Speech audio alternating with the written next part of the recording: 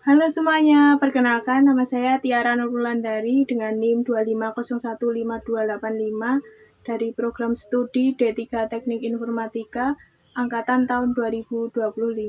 Di sini saya akan berbagi sedikit pengalaman saya tentang program super unggulan atau PSU yang dilaksanakan pada tanggal 8 September sampai 11 September 2025 di Universitas Amikom Yogyakarta.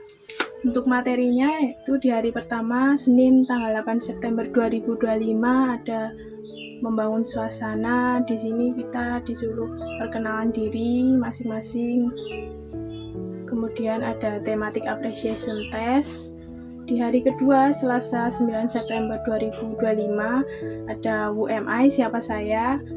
Kemudian inventarisasi reaksi sosial. Yang ketiga ada game kesadaran diri. Kita disuruh untuk melempar cincin ke corn untuk mengetahui seberapa yakin sih kita dengan lemparan itu. Kemudian di hari yang ketiga Rabu tanggal 10 September 2025 ada materi keswadayaan Johari Window, kemudian diskusi kegemilangan dan komunikasi empatik.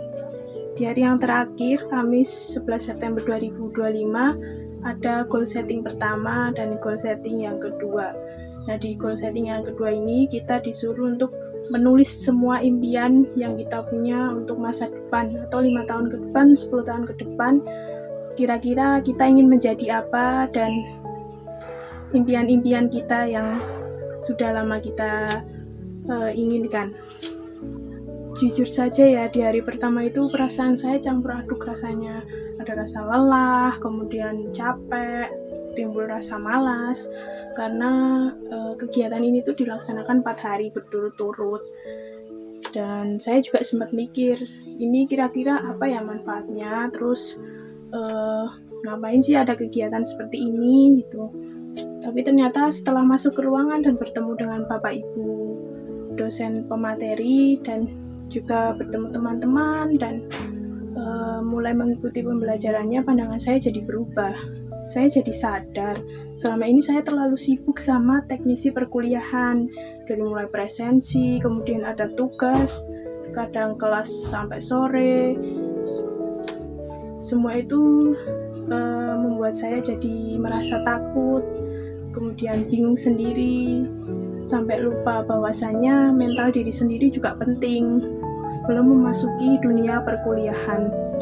Dari beberapa materi yang sudah saya sampaikan tadi, ada beberapa materi yang menyentuh hati saya, yaitu materi yang berjudul UMI, siapa saya, dan goal setting. Di sesi itu nggak cuma ditanya soal nama atau hobi, tapi lebih ke sebenarnya siapa sih saya sebenarnya, kemudian rencana apa sih yang akan saya lakukan untuk kedepannya. Jujur itu momen yang cukup emosional buat saya.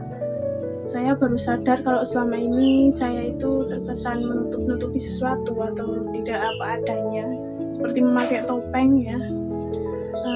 Di depan orang lain tuh kelihatannya oke, terus rapi, kemudian rajin. Tapi di sesi UMI ini saya dipaksa buat lepas semua itu, lepas topeng itu. Kemudian saya membuka diri dan menerima kenyataan bahwasannya tidak semua orang itu sempurna ya. Ternyata saya juga punya potensi selama ini yang baru saya sadari setelah mendapatkan materi ini, yaitu saya juga tahu titik lemah saya bukan untuk diratapi tapi diperbaiki. Kemudian pada sesi goal setting, dulu kalau ditanya tujuan kuliah itu buat apa sih, saya pasti selalu menjawab tujuan kuliah itu ya pengennya lulus tepat waktu, kemudian mendapat pekerjaan di perusahaan yang diinginkan. Tapi di PSU ini saya benar-benar diajarkan bahwa tujuan itu nggak boleh yang penting, tapi tujuan itu harus detail, kemudian jelas dan ada langkah-langkahnya. Kita diajarkan buat bikin target 5 tahun ke depan atau 10 tahun ke depan. Jadi jujur saja ya, setelah nulis target-target di kertas tadi, rasanya beban di pundak saya itu agak berkurang. Kenapa? Karena sekarang saya jadi punya peta atau punya pegangan kedepannya nanti saya mau jadi apa sih, saya mau seperti apa sih. Saya nggak lagi ngerasa kayak orang yang cuman ikut arus aja kemanapun arus itu membawa saya, tapi saya sekarang jadi punya pegangan. Setelah PSU selesai, saya mencoba untuk mempraktikkan ilmu ini di kehidupan sehari-hari saya.